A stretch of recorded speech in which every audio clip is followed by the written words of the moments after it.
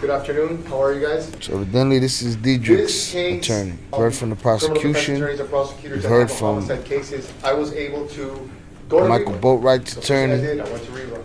And when I got to rerun, now we're hearing from Dedrick's attorney. Is the first time that I understood exactly Mr. Onfroy's impact.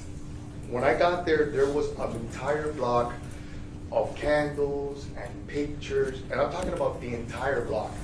To set the stage for you, it's 2018, and he kind of touched on it. February of 2018 was the Marjorie Stoneman Douglas tragic school shooting. I'm going to object to these comments. It's not relevant and also... Right. This guy just feel like he want to tell a story up here. Arguably one of the most famous entertainers, literally in the world, is killed in Broward County. But what they do is they try and wrap it up really quick to make it look really nice, and so that the detective can take it to his division chief, and then it goes up the chain of command to the captain. And you're going to see that when Mr. Kimmock was talking about tunnel vision, this case was all about tunnel vision. Let's figure this out quick, because we need to give everybody, the whole world, a solution, a resolution to the nightmare that was when Mr. Onfroy was killed. Because no doubt about it, for Broward County, for everybody involved, it was a nightmare. What the prosecution has hitched their wagon to, okay, is Robert Allen. And Mr. Kimmock also touched on Robert Allen. And I'm here to tell you that Robert Allen, first of all, he sat in jail for 4 years. It's not like if that guy was like, all of a sudden wanted to, hey, I'm gonna do the right thing. No. Can I convict Dedrick if I don't believe Robert Allen? The answer is no. In the same breath, before X died, he said, if anybody kills me, it's Drake. And this is where dude falls off the rails for me. The fact that Dedrick injected Drake's name into all of this, which already sounds ridiculous, just the fact that an attorney would pick up that ridiculous flag and run with it is crazy to me. If Drake was going to drop a bag on somebody, he had plenty of people he could have done it to and didn't. This is just some kid's crazy thought that he could use to draw attention from himself, but he got this quote-unquote prominent attorney spewing the same ridiculousness. Basically, all they did was inconvenience Drake. They got him coming in on the 24th for a deposition. They basically just wasting the man's time involving him in this. Them dudes know damn well Drake ain't give him no money. I was trying to get that 50 off of X. Guys, before he dies, if anybody kills me, it's Drake. Do you think in that time span that they went and they addressed him, they talked to him? No. Do you think sitting here today, years later, any detective has ever asked, Drake or anybody? Anybody ever call Drake and ask him about this? Papa, you reaching. Your boy got you reaching. You supposed to be smarter than your client. That's what he hires you for. If any of us is involved in, God forbid, in a murder, and you say, hey, it's so-and-so, you better believe so-and-so is going to get investigated. But in this case, they didn't do it.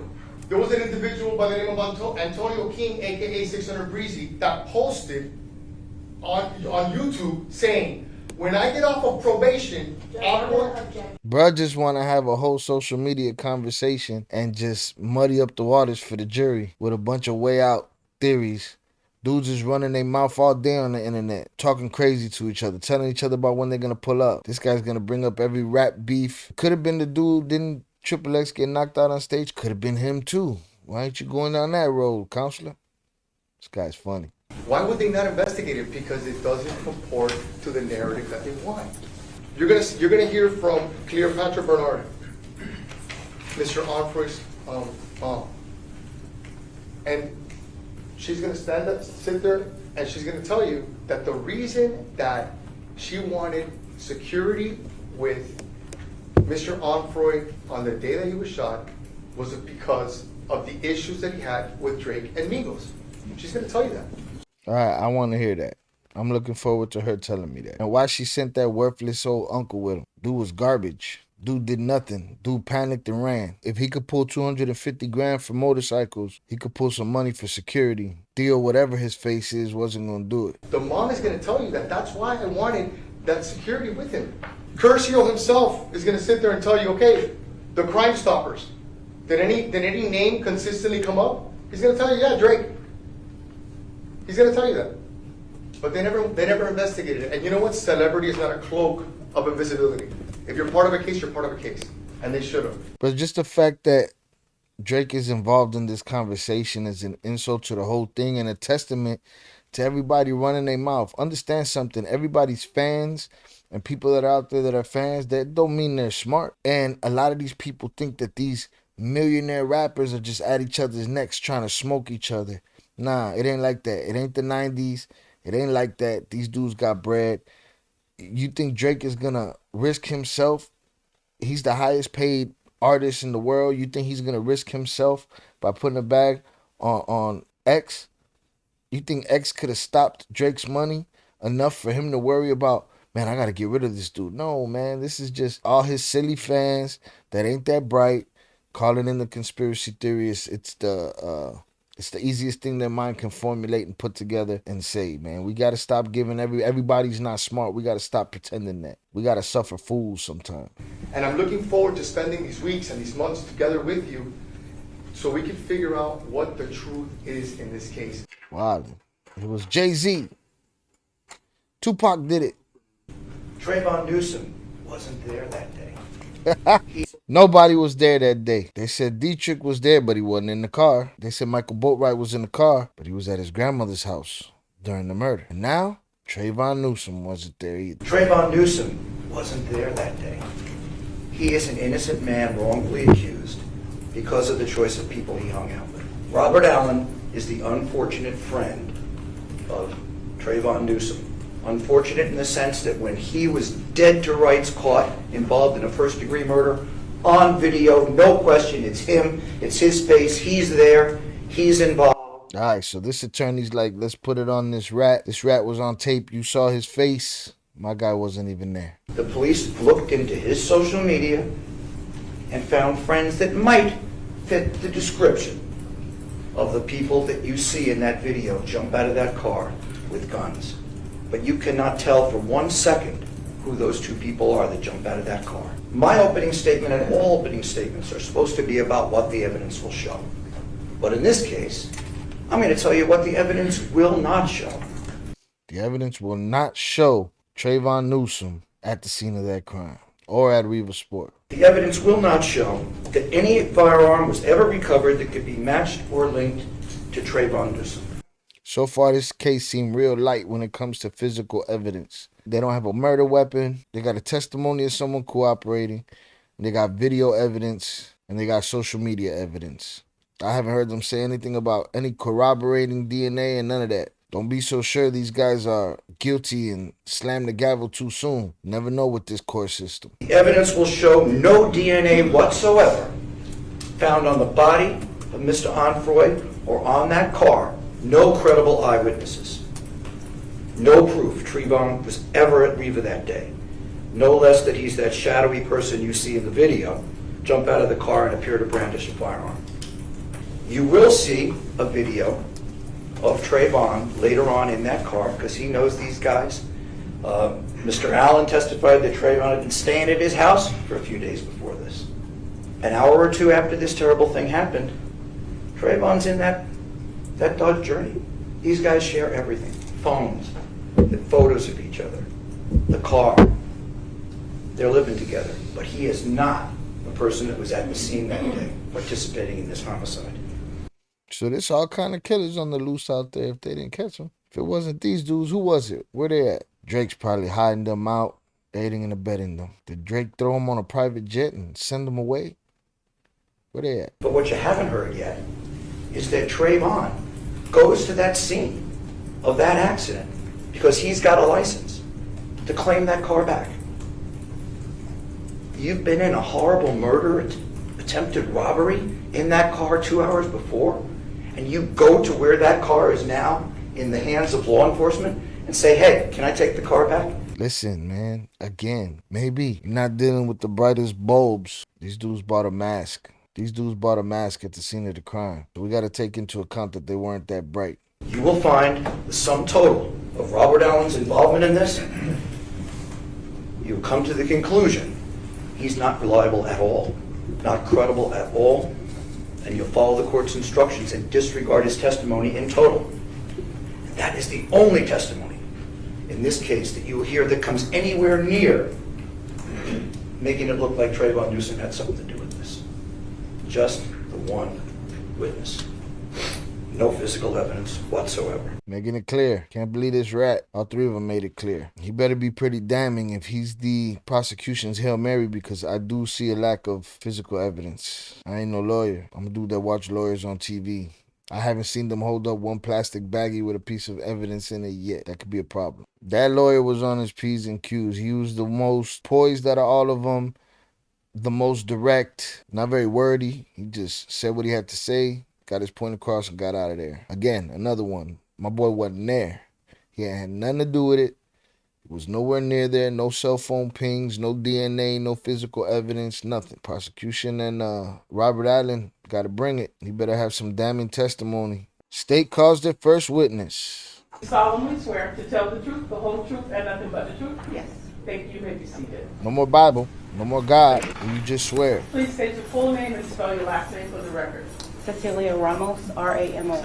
Thank you. How long have you been a customer of that particular branch since you have been working there? Since I've been there, he's been going there. I'm Okay. sorry, I couldn't hear you. He's been going to the bank since I've been there. All right, so was he a regular customer that you would see? Yes. Do you recall his stage name? XXX.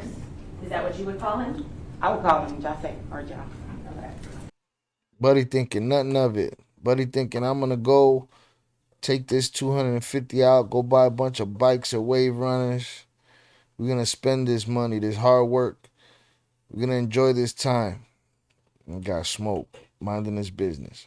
Sad story. At the same time, while this is going down, those other dudes are somewhere thinking, all right, we're going to hit a bunch of robberies today, not realizing that their timelines will converge at that motorsport spot. That make me think of the time we waste in line in life, because he didn't know his time was running out, man.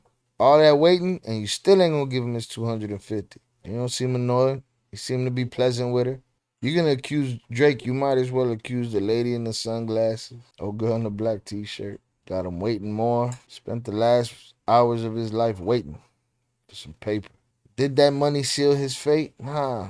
The timelines converging sealed his fate. Like, if he would have struggled for a chain, if he would have struggled for the keys to the whip, if he would have struggled for an empty bag, they would have probably shot him. It was just de casualidad, just by happenstance that money even ended up in the equation. It was about them going to Reba's to buy a mask, to go find a lick, and where they went to buy the mask, they ran into the lick. You're not walking into one of these Wave Runner stores unless you got some bread to spend. How they know you in there? You spend all your robbery money in that place? Like, I don't get it. Didn't know he had 50 grand in the bag. Just by happenstance and a timeline convergence, Triple X had 50 grand in the bag. Boom. Got his bread. The deal's done. My name is Leonard Kerr. I'm from Jamaica, and I'm the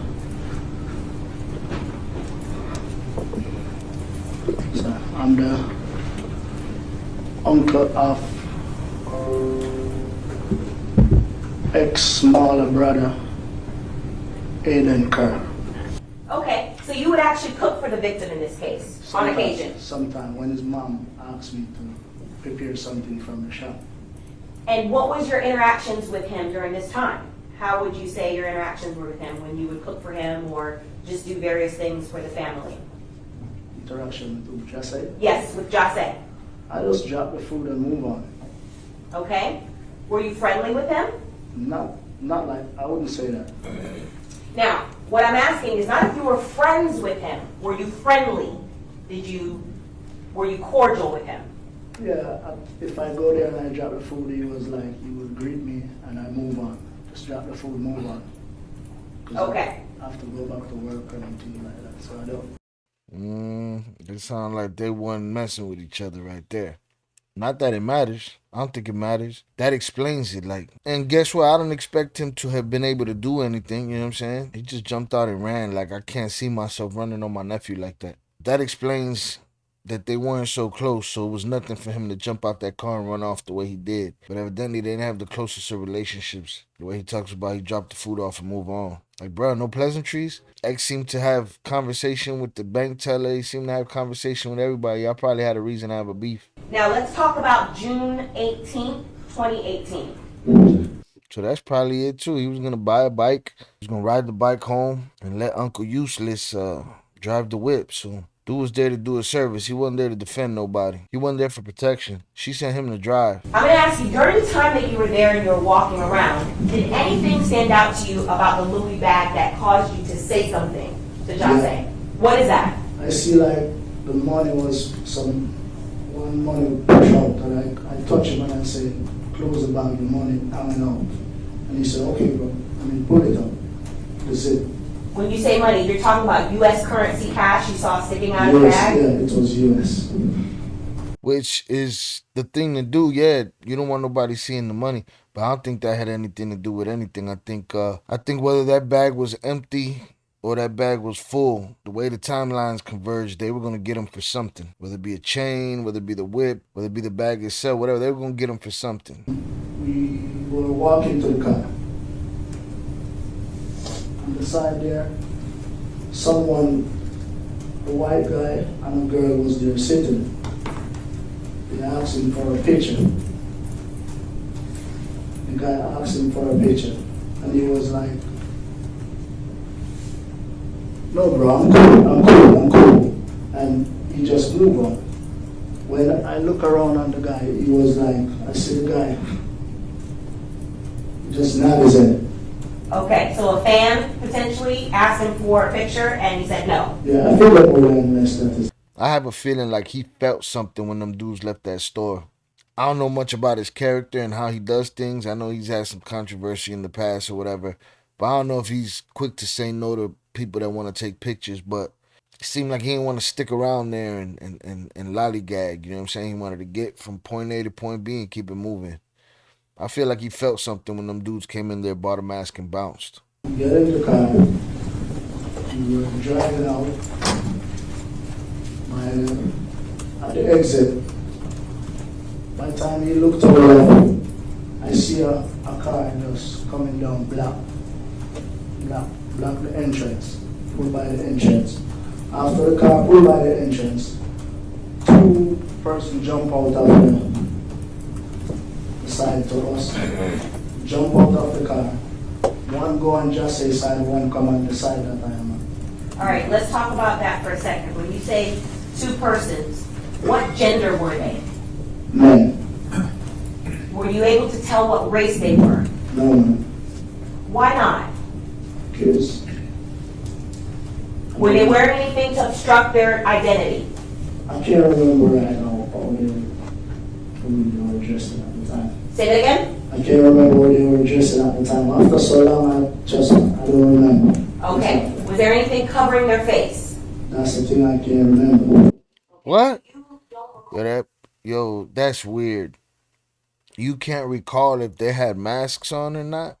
You probably can't recall because you were so terrified you was up and out of there so quick. You move quicker than them bullets. Understand not knowing what they're wearing or not remembering what they was wearing as far as clothing, but to say that you don't remember whether their face was covered or not, that sounds a little crazy to me. The taller one was like this. You don't come out the effing car.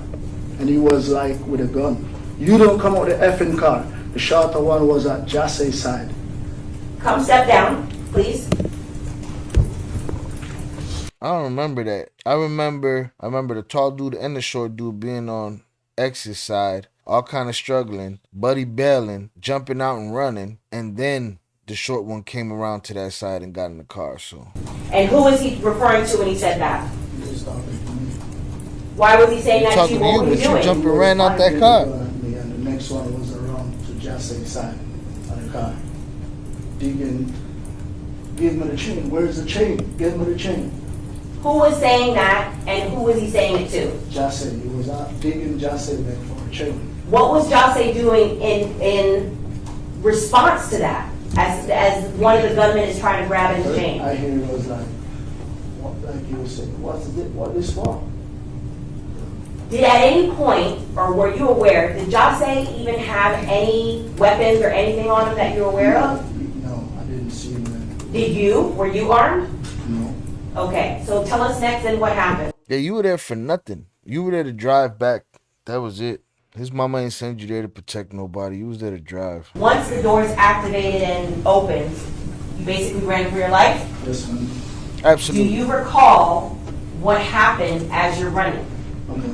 I run and I keep running two sides of the road like this. Well, no, You was zigzagging. with the bike shop. When I go there, I pick up my phone to try and call the cops, and I was like, I see a man in the back, a man out there standing in the front. And he was like, don't call the cops, I'm on the phone with them right now, I'm giving them that, don't call the cops, I'm on the phone with them. So I just have my phone in my hand, and the first person I called after that, it was Cleo. And Why did you call Cleo first? Because the cops, someone already called in the cops, and I called Cleo. Yeah, because none of Cleo is that. the one who asked me to accompany Jahseh. So that's the first person come to mind. You can't let somebody just convince you to stop calling the police. If you think, oh, I don't want to confuse the police, and no. Multiple calls come in all the time. They'll figure it out.